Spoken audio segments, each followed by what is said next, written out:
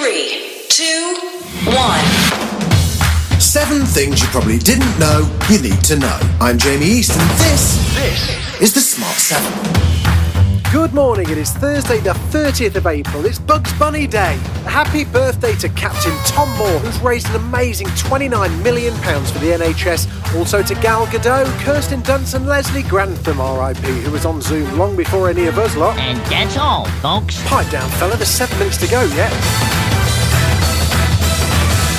7. The coronavirus death toll for the UK jumped dramatically yesterday as the government moved to include deaths from nursing homes. That has moved the UK to the 4th highest level of deaths in the world, just behind Italy, Spain and the United States. Here's Dominic Raab explaining the new numbers. Now, as the Health Secretary announced yesterday, from today we're moving to an improved daily reporting system for deaths, so that deaths in all settings are included wherever the individual has tested positive for COVID-19, rather than just those in hospitals. And those figures show that up to yesterday on the new measure, we have recorded an additional 3,811 deaths in total. And I think it's just important to say that those additional deaths were spread over the period from the 2nd of March to the 28th of April. So they don't represent a sudden surge in the number of deaths. 6. In the United States, the death toll passed 60,000 with another big jump in new cases and new hotspots emerging.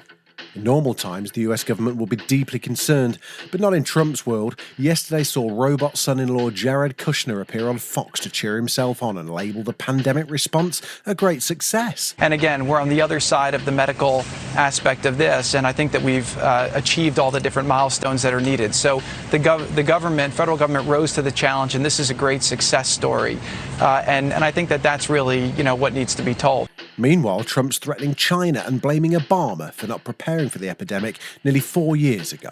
We are better than anybody in the world on testing, and that's been all developed over the last couple of months because we started off with nothing. We had nothing. We had absolutely nothing. I always say the cupboards were bare. They were bare in the military and they were bare medically. So our people have done an incredible job. Back to the UK, and as if Boris hadn't had enough going on, there was a surprise announcement yesterday morning. Well, I'll let Phil and Holly tell you live on ITV's This Morning. What breaking news am I being told? Boris Johnson has just announced the birth of a baby boy with Carrie Simmons. That's just coming through now. Wow. That's just coming through right now. Oh my gosh. Wow. I didn't realise she was that quick. far along. Neither did I.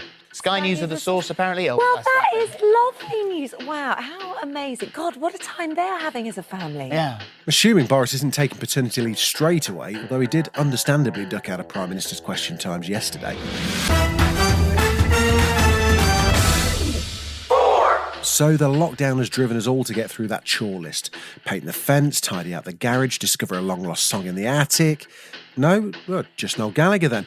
He posted a long-lost Oasis song which he found in a box of unmarked CDs during a clean-out. It's called Don't Stop. It was posted online at midnight and it's pretty good. It's a bit of a classic Oasis sound. Don't stop. 3. Sport? No, not really. But what about a guy who is from sport? Will that be all right? Jose Mourinho popped up yesterday and he's been doing some gardening for charity appeal Help the Hungry. His club Spurs are providing food packages for those in need at their stadium. He doesn't sound hugely thrilled to be doing it, but at least on the plus side, he's now seen an allotment. Hi, Jose here. This is the kitchen garden at the training center, where we grew fresh fruit and veg for the first team restaurant. Now this produce is being taken to our food distribution hub at the stadium, so that it can reach those most in need within our community. 2. Brace yourself, guys. This next story is a bit of a tough one. I'm really sad to report that a guy that we only know as Joe, who lives in Colorado, has won the lottery. Not once, but twice on the same day. Let's get more details from ABC News. Most will remember this past March as the time we went on lockdown. A guy named Joe in Colorado will remember it as the time he won 2 separate $1 million Powerball jackpots. In fact, he bought both winning tickets on the same day, one in the morning and another at a different store that same evening. I hate you, Joe. Hate you. Also, congratulations. Well done. In fairness, he's been playing those same numbers for 30 years. 1. Still hate him. Now, lockdown has seen various artistic endeavours, including the quite spectacular BBC Radio 1 Foo Fighters collaboration and the quite spectacular, in a totally different way, Indie All-Stars. Now, Oasis have got involved, putting together a new version of their hit Teenage Dirtbag. It involved 106 contributors across 16 countries. And it's still a bit, well, here's Quarantine Age Dirtbag. Yes, I'm just a teenage dirtbag, baby. Yeah, I'm just a teenage dirtbag, baby. Listen to all your baby with me.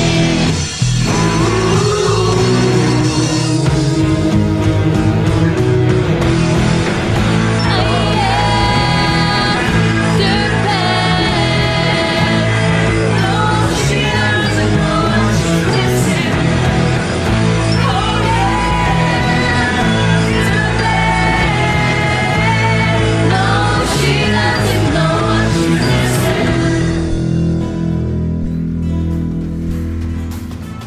This has been the Smart 7. Stay safe, stay distant, and please wash those hands.